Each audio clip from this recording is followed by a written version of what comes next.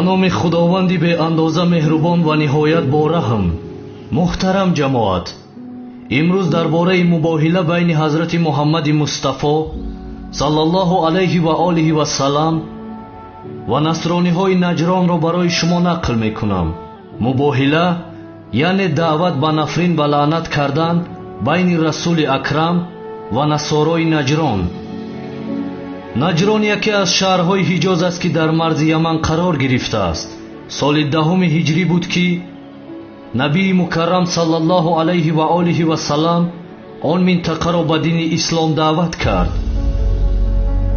تعداد از آنها دین اسلام را قبول کردند و حضرت محمد صلی الله علیه و آله و سلام بر روحانیان بزرگ نصرانی های نجران نامه نوشت و آنها را نیز به دین اسلام دعوت کرد.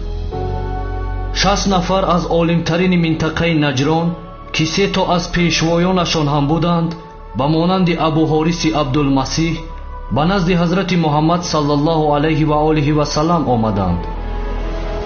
پیامبر خاتم آنها را دعوت کرد تا به پروردگار عالمیان ایمان آورند. آنها به پیامبر گفتند منظور از ایمان آوردن اگر ایمان به پروردگار عالم باشد پس ما به آن پروردگار ایمان داریم. همین خیل بحث علمی بین حضرت محمد صلی الله علیه و آله و سلام و روحانیان نصرانی نجران یک مقدار طولانی شد. قضیه پرستیدن حضرت عیسی مسیح علیه السلام پیش آمد و خلاصه در مباحثه که بین پیامبر خاتم و روحانیان نصارا بود، مسیحیان نجران در برابر منطق وحی راه مجادله را در پیش گرفتند و پیشنهاد مباهله دادند.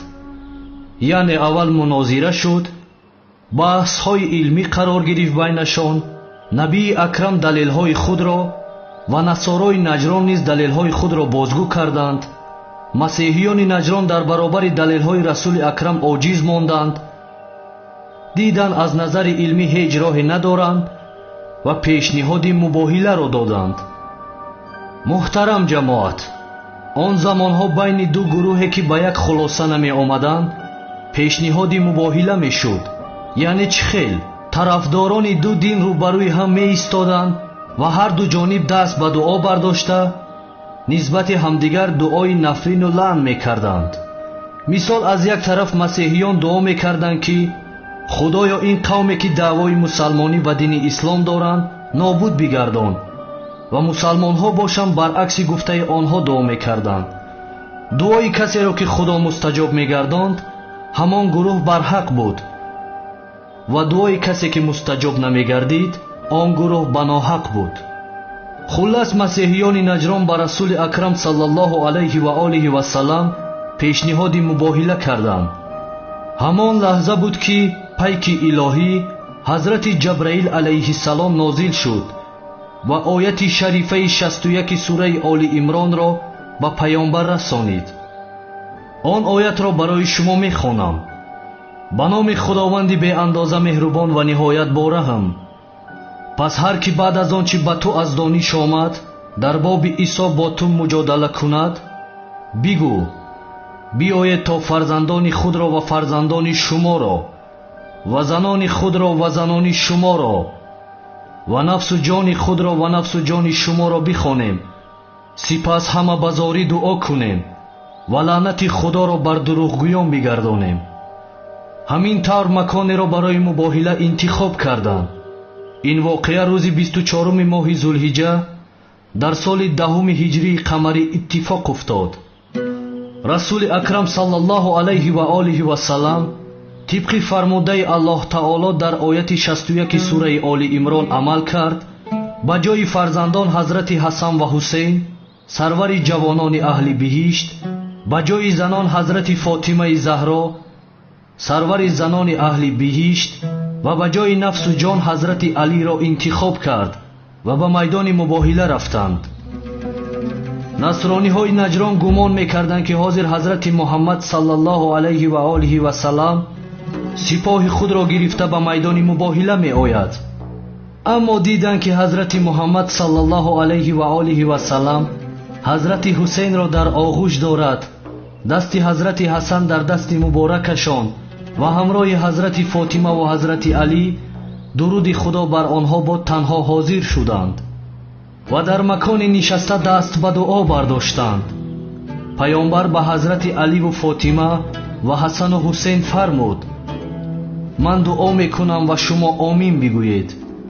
масеҳиён ҳангоме ки ин саҳнаро мушоҳида карданд, сахт ба ваҳшат афтоданд ва аз ин ки паёмбар саллаллоҳу алайҳи ва олиҳи васалам азизтарин ва наздиктарин касони худро ба майдони мубоҳила оварда буданд, дарёфтанд ки нисбат ба иддаои худ имон ва боварии комил дорад, зеро дар ғайри ин сурат азизони худро дар марзи хатари осмонӣ ва илоҳӣ қарор намедоданд.